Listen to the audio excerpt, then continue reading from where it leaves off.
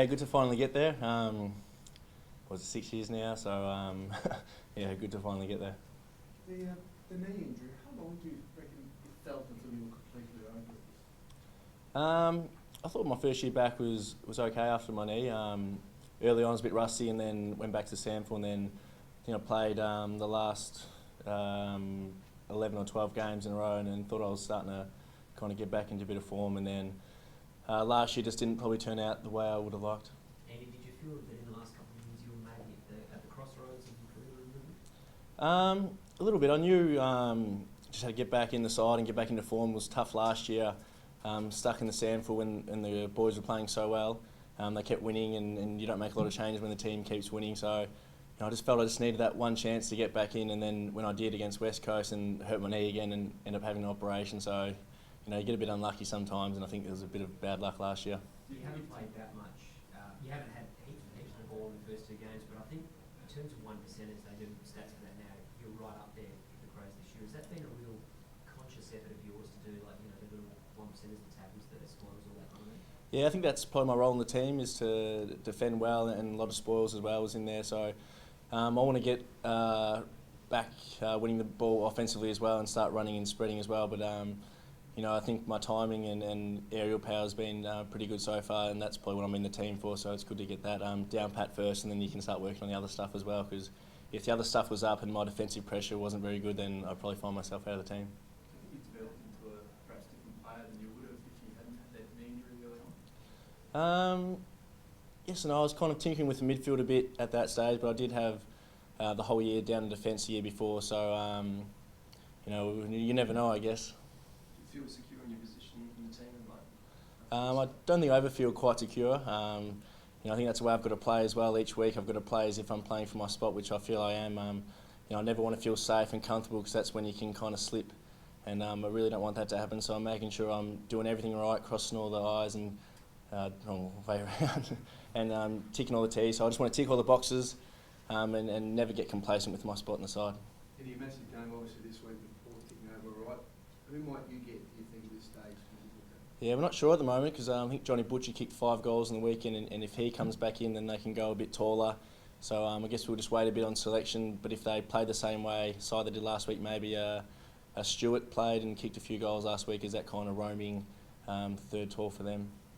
What are you expecting with Adelaide, and how much have you watched of them so far? Yeah, they've been pretty impressive so far. I think the whole AFL world's been pretty impressed by the way they've gone about it, and we're the same. They've played Melbourne and GWS and have really flexed their muscles against those two sides. So new coach, a lot of they're all up and about, and they're playing pretty well. So we've watched their tapes, and we know we can beat them if we play to our strengths.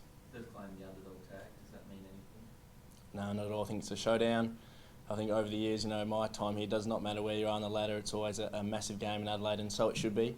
The media does really well pumping up, and so do both sides, and it's a really great game to be a part of. Having been through injuries yourself, you must feel more sympathy for Sam Stewart at the moment?